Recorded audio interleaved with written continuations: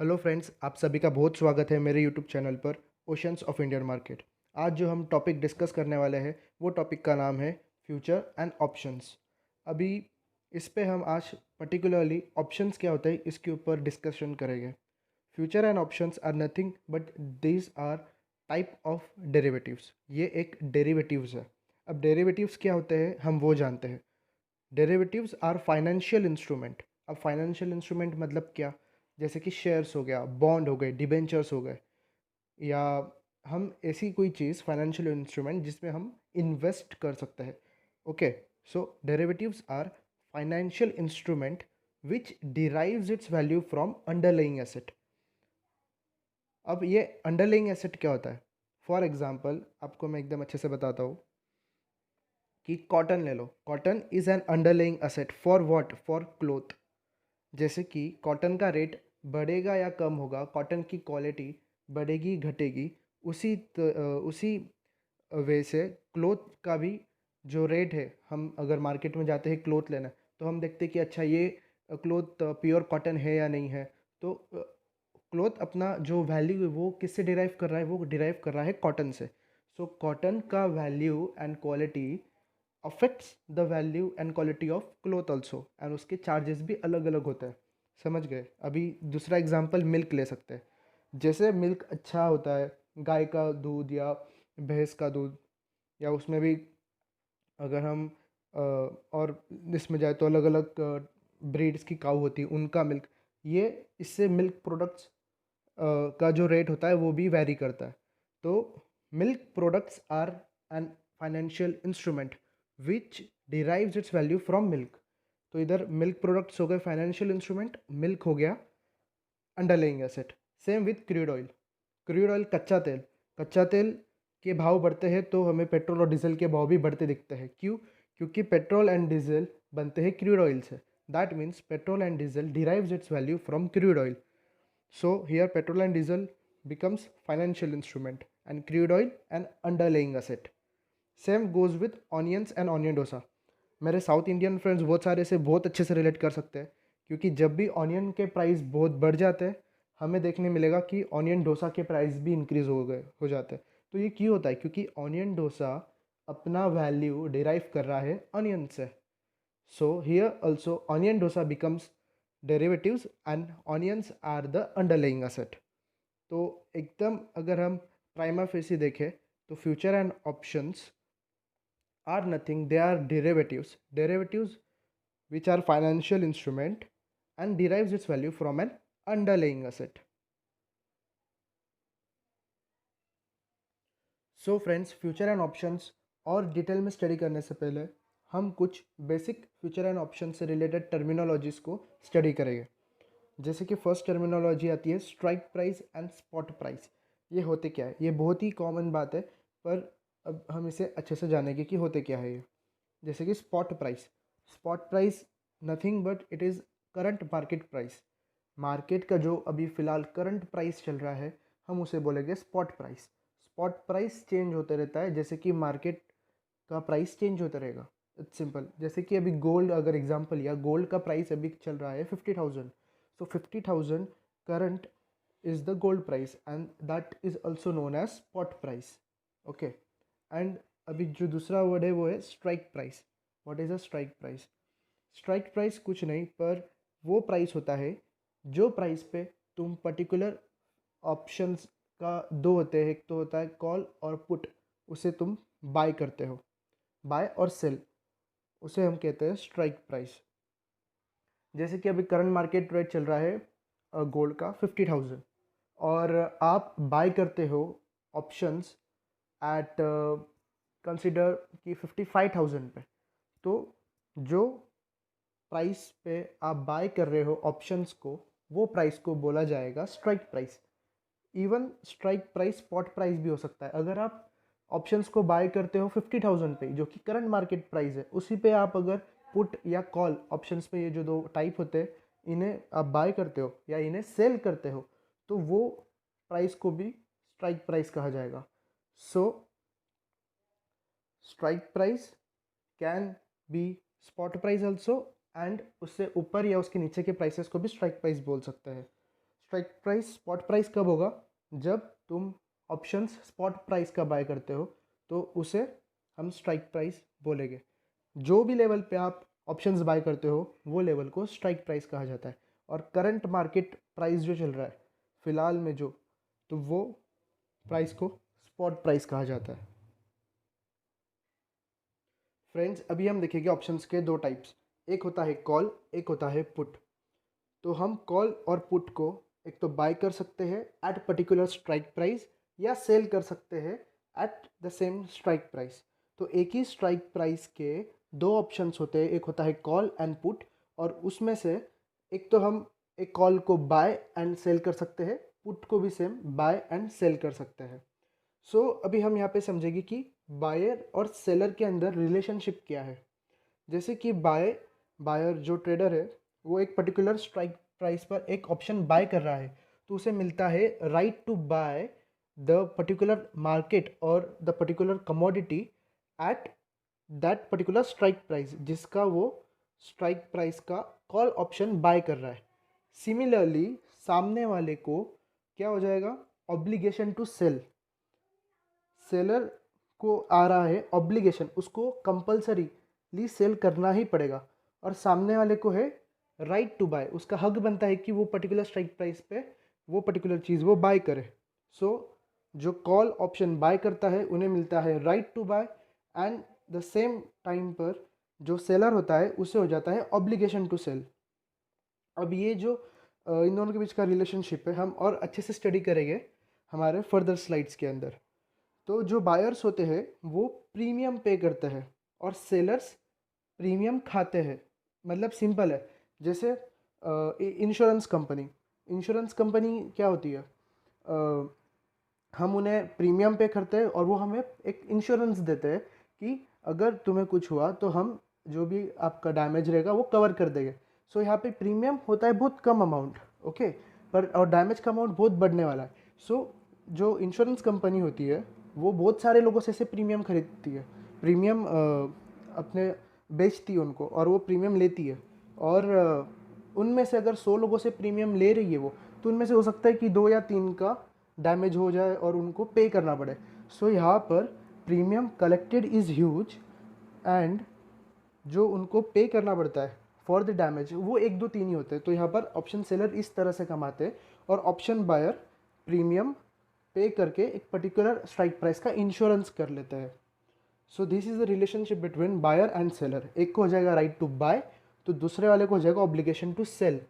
मतलब कि अगर एक पर्टिकुलर स्ट्राइक प्राइस पे है मार्केट और उसको उसका कॉल ऑप्शन बाय करना है, और आगे जाके मार्केट अगर समझो जो पर्टिकुलर स्ट्राइक प्राइस था उससे ऊपर चले जाता है, तब भी उसको बेचना पड़ेगा वही प्राइस पे जो प्राइस पे ट्रेडर ने ऑप्शन कॉल बाय किया था।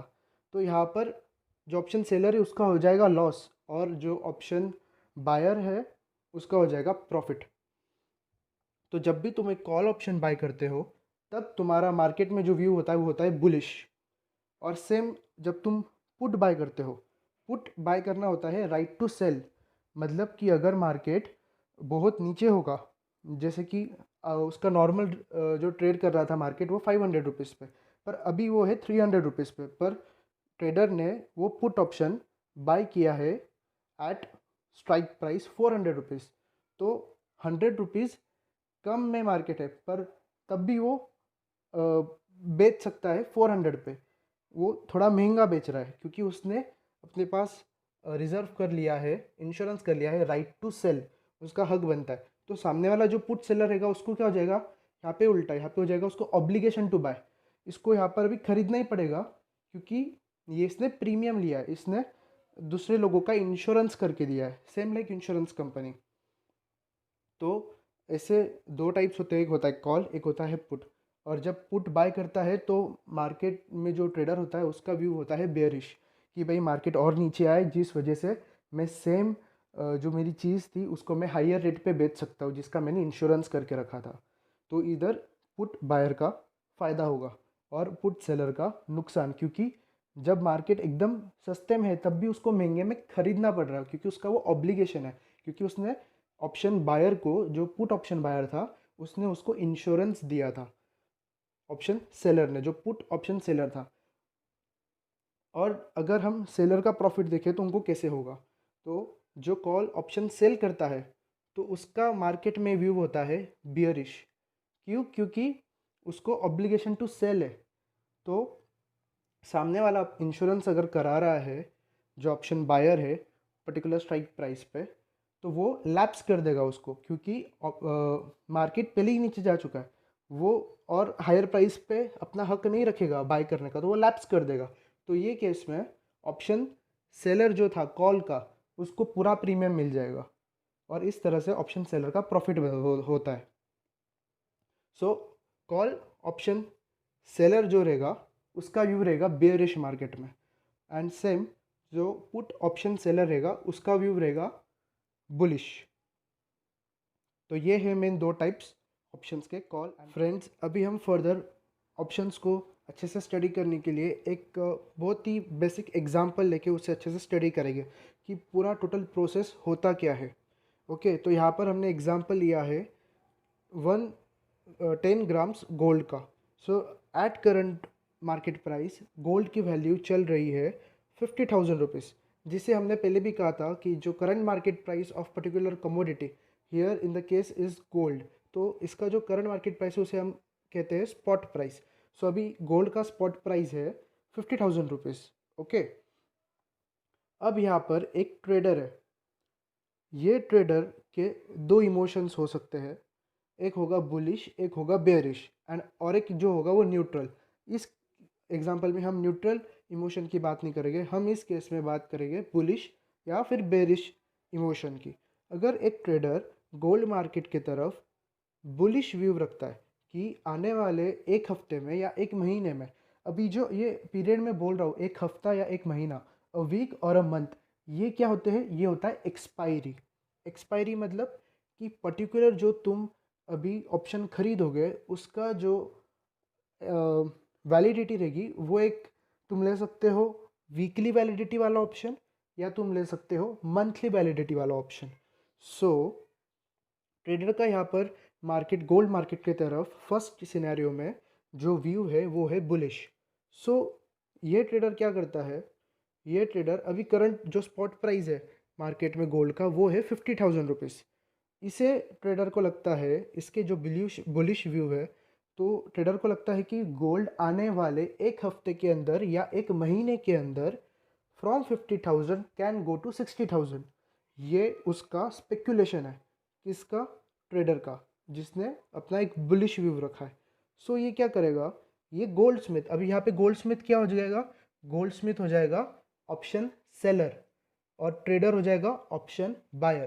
ट्रेडर अभी क्या खरीद रहा है? Right to buy, right to buy gold at 55,000, क्योंकि वो 55,000 का कॉल ले रहा है।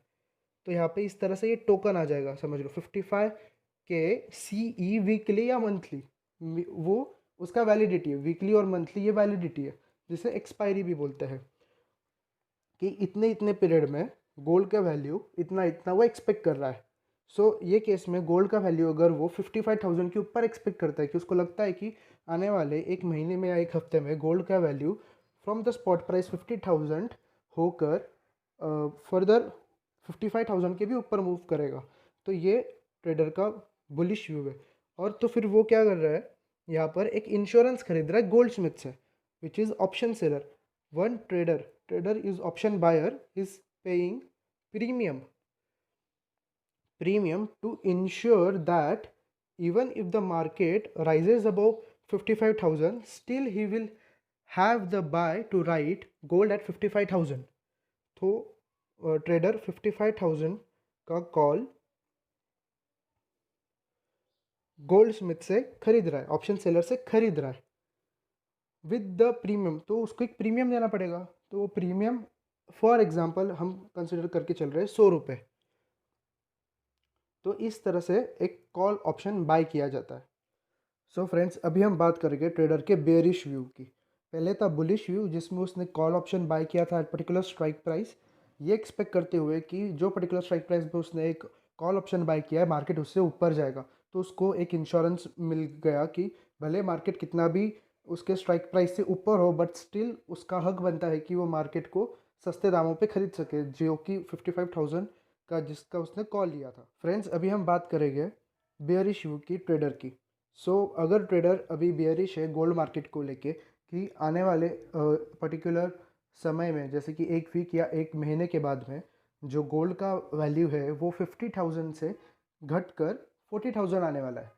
वो एडवांस में ही क्या कर रहा है, अपना स्पेकुलेशन कर रहा है कि आने वाले दिनों में गोल्ड गिरने वाला है। तो फिर वो क्या करता है कि एक पुट ऑप्शन बाय करता है एट 45,000, ये सोच के कि इन कमिंग वीक और in coming month gold price is going to drop further more than 45,000। यहाँ पर वो अपना इंश्योरेंस कर लेता है पुट का।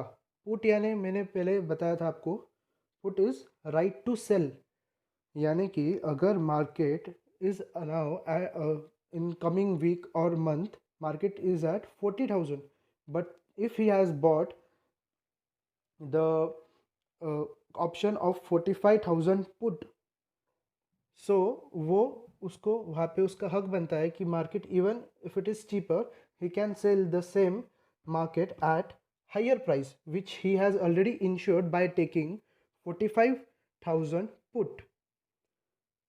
यहाँ पर ट्रेडर का इवन मार्केट अगर बेरिश है तो अपना प्रॉफिट वो बना सकता है पुट ऑप्शन बाय करके, और उसका अगर स्पेकुलेशन है कि मार्केट बुलिश जाएगा तो फिर वो टाइम पे वो कॉल ऑप्शन बाय करके अपना प्रॉफिट बना सकता है। और हम अगर देखते हैं कि आने वाले एक हफ्ते में जैसे ट्रेडर ने सोचा था मार्केट वैसे ही एक्ट किया, market went according to the trader speculation, तो वो टाइम पे वो क्या करेगा, अपना जो ऑप्शन है उसको एक्सरसाइज करेगा। कंसिडर आफ्टर 1 वीक और 1 मंथ इन बुलिश के scenario when he has bot call, वो टाइम पे मार्केट जैसे उसने एक्सपेक्ट किया था कि 50,000 से बढ़कर 60,000 जाएगा, और उसने एक 55,000 का कॉल बाय किया था। तो ये टाइम पे जो स्पॉट प्राइस है वो हो गया है 60,000, और उसकी जो स्ट्राइक प्राइस थी वो थी 55,000। मतलब जो प्राइस है वो अभी इन द मनी आ गई है, उसके स्ट्राइक प्राइस से ऊपर चले गया है स्पॉट प्राइस। तो यहाँ पर उसको जो फ़ायदा होगा वो होगा 5,000 रुपीज़ का, with paying a premium of only ₹100। यहाँ पे उससे फ़ायदा बहुत ज़्यादा हुआ है क्योंकि प्रीमियम कम था और मार्केट उसके हिसाब से एक्ट किया, इसलिए उसको यहाँ पे फ़ायदा होगा फिर 5,000 का। और जब वो बेरिश था, जब उसने पुट ऑप्शन बाय किया था 45,000 का पुट ऑप्शन जो बाय किया था, तो मार्केट ये टाइम पर अगर जैसे उसने सोचा था कि 40,000 आ सकता है, और मार्केट अभी राइट नाउ एक हफ्ते बाद पर्टिकुलर वैलिडिटी का जो उसने लिया था ऑप्शन, उसके बाद में मार्केट सच में 40,000 आ गया है, तो वो भी हो जाएगा स्पॉट प्राइस, और जो उसका स्ट्राइक प्राइस था ऊपर का 45,000। So even if market is cheaper at 40,000 he still has right to sell the same market at higher rates of 45,000। इधर भी उसका 5,000 प्रॉफिट हो रहा है। और हम नेक्स्ट स्लाइड में देखेंगे कि जो प्रीमियम के प्राइस होते हैं वो किस किस फैक्टर पे डिपेंड करते हैं, उनका प्राइस कैसे अफेक्ट करता है, मतलब मार्केट जैसे मूव करता है वैसे प्राइस मूवमेंट कैसा होता है प्रीमियम का। प्रीमियम यानी कि it's a token amount to reserve your particular position. और जो एक्सपायरी होती है तो वो एक्सपायरी मंथ के अंदर 3 मंथ तक हम उसको ज़्यादातर देख सकते हैं। जो करंट मंथ चलता है उसे बोलते हैं नियर मंथ, जो आने वाला मंथ है सेकेंड मंथ को बोलेंगे मिड मंथ, और जो थर्ड मंथ रहेगा आज से अभी से जो आने वाला तीसरा मंथ है उसको बोलेंगे फार मंथ। तो मैक्सिमम तुम स्पेकुलेट कर सकते हो इन आने वाले 90 डेज़ का, मीन्स आने वाले 3 महीनों का। तो जो क्लोज मंथ होगा उसको बोलेंगे नियर मंथ, जो सेकेंड मंथ उसको बोलेंगे मिड मंथ, और जो थर्ड मंथ रहेगा उसे बोलेंगे फार मंथ। तो तुम अप टू 90 डेज का ही तुम स्पेकुलेट कर सकते हो ऑप्शन कि इतने इतने टाइम में मार्केट कहाँ किधर मूव करेगा, और ये टाइप के बाइंग को बोलते हैं पोजिशनल ऑप्शन बाइंग। तो आने वाले अगले स्लाइड में हम देखेंगे कि जो प्रीमियम प्राइस होते हैं वो मूव कैसे करते हैं, वो एक्ट कैसे करते हैं। फ्रेंड्स, अभी हम देखेंगे कि प्रीमियम प्राइस ऑफ ऑप्शन ये कौन से फैक्टर से अफेक्ट करता है, इसका मूवमेंट क्या क्या फैक्टर्स पे डिपेंड करता है, ये सब अभी हम देखेंगे ये स्लाइड में। सो जो प्रीमियम प्राइस होता है ऑप्शन का, वो फर्स्ट तो डिपेंड करता है कि स्पॉट प्राइस क्या चल रहा है, मार्केट का करंट रेट क्या चल रहा है, उसके ऊपर एक पर्टिकुलर स्ट्राइक प्राइस का प्रीमियम क्या होना चाहिए वो डिपेंड करता है। जैसे कि अगर स्पॉट प्राइस, जो स्ट्राइक प्राइस है, जो तुम्हारा स्पेकुलेशन वाला जो रेट है, वो रेट के अगर जितना पास में रहेगा उतना प्रीमियम ज़्यादा रहेगा। क्यों? क्योंकि उतना मूवमेंट होना ज़्यादा पॉसिबल है। जितना स्पॉट प्राइस स्ट्राइक प्राइस के क्लोज रहेगा उतना प्रीमियम तुम्हें हाई देना पड़ेगा। और जितना स्पॉट प्राइस स्ट्राइक प्राइस से दूर रहेगा, कि तुम्हें बहुत ज़्यादा स्पेकुलेट करना पड़ा है, तुम्हें बहुत दूर का सोचना है, तो उसके लिए प्रीमियम प्राइस कम रहेगा। So it depends, first factor which is spot price, और स्पॉट प्राइस डिपेंड कि कहाँ पर है वो। अगर स्ट्राइक प्राइस के क्लोज है तो प्रीमियम हाई, स्ट्राइक प्राइस से दूर है स्पॉट प्राइस तो उसका प्रीमियम लो। जो सेकेंड फैक्टर है वो है डिमांड एंड सप्लाई। आप कोई भी चीज़ ले लो, उसके अंदर ये फैक्टर हमेशा रहेगा, क्योंकि प्राइस डिसाइड करने के लिए ये फैक्टर सबसे ज़्यादा कॉमन है, डिमांड और सप्लाई। कितने बायर्स है ऑप्शन के और कितने सेलर्स है। अगर ये इक्विलिब्रियम में रहेगा तो ऑब्वियसली प्राइस भी वे उस तरह से ही अप साइड और डाउन साइड मूव करेगा। So demand and supply becomes the second factor. और जो थर्ड फैक्टर और मैं कहूँगा सबसे इम्पॉर्टेंट फैक्टर होता है टाइम। टाइम क्यों? क्योंकि जैसे टाइम इंक्रीज होता है, टाइम जैसे बढ़ते जाता है, वैसे सर्टेनिटी मार्केट में बढ़ते जाती है। और मार्केट में जितनी सर्टेनिटी बढ़ेगी उतना कोई भी इंसान इजीली प्रिडिक्ट कर सकता है। तो उस वजह से प्रीमियम प्राइस लो होते जाता है और उसका इंट्रिंसिक वैल्यू बढ़ते जाता है अगर जो स्पॉट प्राइस है वो स्ट्राइक प्राइस के पास में आते जाएगा, जैसे हमने ऊपर डिस्कस किया। Spot price nearer to strike price, then premium increases. Spot price far from strike price, then the premium decreases. और जो सबसे लास्ट फैक्टर आता है volatility. So volatility of market also plays a major role in deciding the premium price. जितना ज़्यादा volatility रहेगा उतना quickly जो प्रीमियम का प्राइस रहेगा वो भी फ्लक्चुएट करेगा from up to down. So volatility, time, demand and supply, and spot price, these are the four major factors which decides the price of premium and price of premium movement according to the market movement.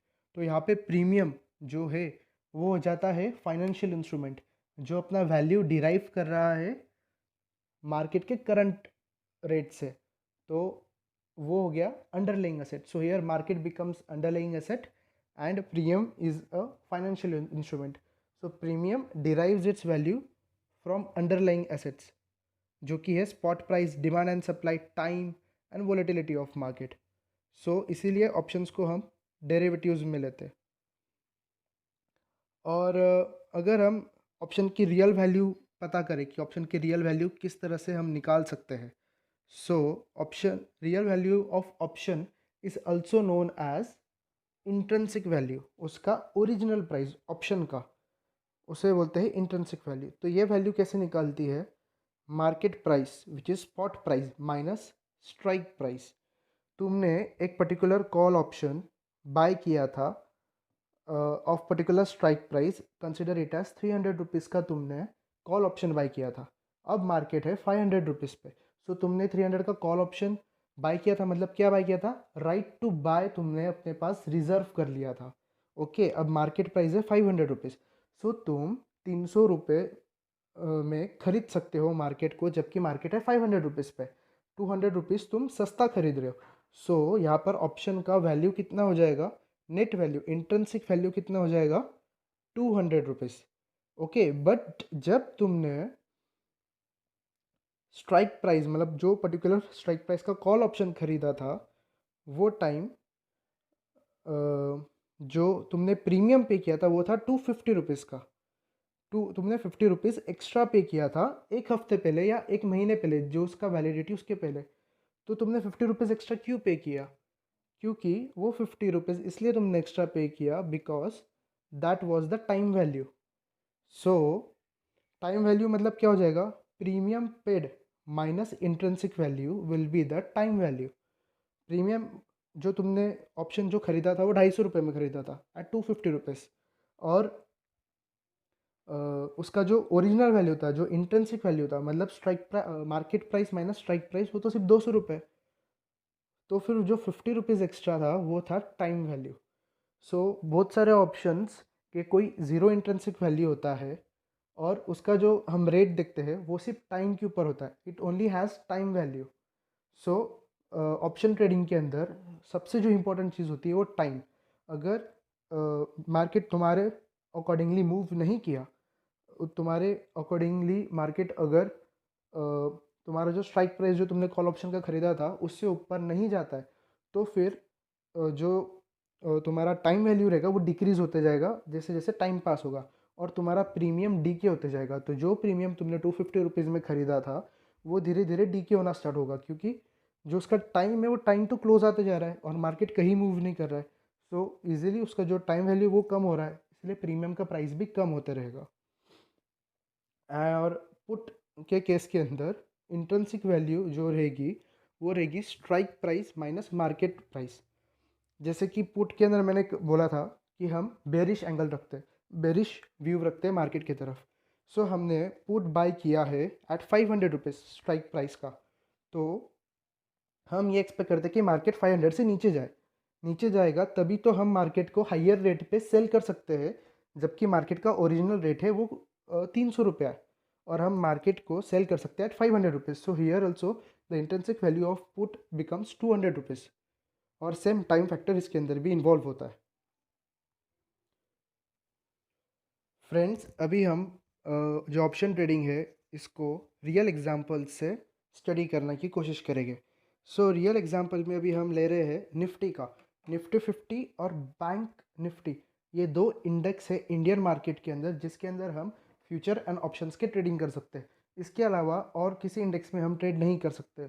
और हम फिर particular जो individual shares होते हैं जैसे कि रिलायंस हो गया, लार्सन एंड ट्यूब्रो, और ऐसे जो भी अलग अलग शेयर्स हैं, फिर उनके पर्टिकुलर ऑप्शंस ट्रेड कर सकते हैं। पर अगर जब इंडेक्स आता है, इंडेक्स, तो उसके अंदर हम सिर्फ दो इंडेक्स में ट्रेड कर सकते हैं फ्यूचर एंड ऑप्शंस, वो है निफ्टी 50 एंड बैंक निफ्टी।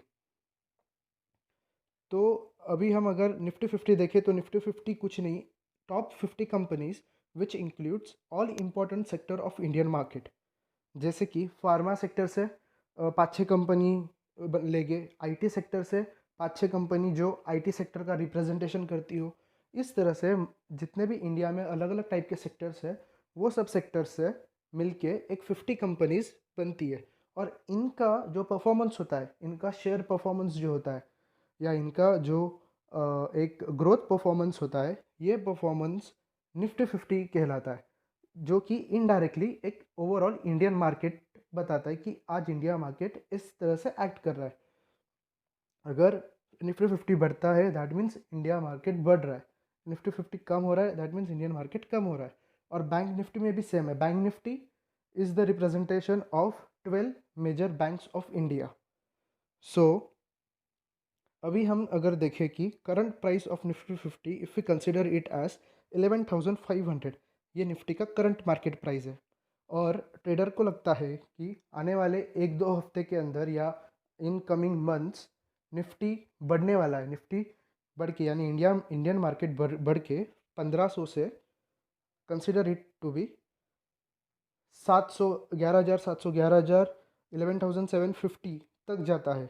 तो वो केस में क्या करेगा ट्रेडर कि एक 11,550 उससे कुछ ही ऊपर का जो स्ट्राइक प्राइस रहेगा उसका कॉल बाय कर लेगा। जैसे कि यहाँ पे वीकली एक्सपायरी समझ लो 10 सितंबर, अभी कमिंग जो वीकली एक्सपायरी आने वाली है वो 10 सितंबर की होगी, और हमेशा जो एक्सपायरी होती है वो वीक के थर्सडे में होती है, और जो मंथ एक्सपायरी वो मंथ के लास्ट थर्सडे को होती है। So Thursday is the expiry day. So ये दिन में एक्सपायरी होगी और कमिंग थर्सडे तक एक ट्रेडर का जो व्यू है वो है कि मार्केट फर्दर ऊपर मूव करके फ्रॉम 11,500 से और ऊपर जाएगा 300-400 पॉइंट्स। तो वो टाइम पर जो उसने कॉल ऑप्शन बाय किया था उसका प्रॉफिट हो जाएगा, जिसने सिर्फ प्रीमियम पे किया था ऑफ ₹100। और यही सेम अगर वो बेयरिश व्यू रखता है मार्केट की तरफ, तो उसने क्या किया, 11,450 का पुट बाय कर लिया ऑफ द सेम वीक। उसको अगर ये फील हो रहा है कि मार्केट आने वाले एक हफ्ते में 400-500 पॉइंट्स नीचे गिरने वाला है, सो वो उसने पहले ही अपना इंश्योरेंस कर लिया कि मार्केट अगर नीचे रहेगा तब भी मैं मार्केट को सेल कर सकता हूँ एट 11,450। मार्केट है सस्ता पर मैं उसको बेच रहा हूँ महंगे में, सो ये मेरा गेन होगा और उसको भी प्रीमियम उस हिसाब से मूव करेगा। और मार्केट कहीं भी मूव नहीं किया, मार्केट आने वाले जो उसका वैलिडिटी पीरियड था, अगर मार्केट 11,500 पर ही रहा 20-30 पॉइंट्स ऊपर नीचे, तो अगर जिसने कॉल बाय किया रहेगा उसका जो प्रीमियम यानी ₹100 ये ज़ीरो हो जाएगा, क्योंकि इसका कोई वैल्यू नहीं बचता है। और सेम होगा पुट वाले के साथ भी, क्योंकि ना मार्केट ऊपर गया ना मार्केट नीचे गया, और जो ₹100 जो उन्होंने प्रीमियम दिया था वो ज़ीरो हो जाएगा, क्योंकि वो उसको एक्सरसाइज ही नहीं करेंगे, क्योंकि मार्केट उनके हिसाब से मूव नहीं किया। So this is the very raw example to make you understand about what was options mainly. So I hope कि आप सबको पसंद आया होगा मेरा explanation about future and options. And mainly मैंने ये वीडियो में ऑप्शंस के ऊपर कॉन्सेंट्रेट किया है। सो देखता हूँ ये वीडियो को किस तरह रिस्पॉन्स मिलता है, and I will make another video on futures too. So I thank you all that you watched my video. And बस मेरे चैनल को लाइक शेयर सब्सक्राइब कर दो, और जो भी आपका कमेंट्स होगा वो नीचे कमेंट सेक्शन में लिख देना। Thank you friends.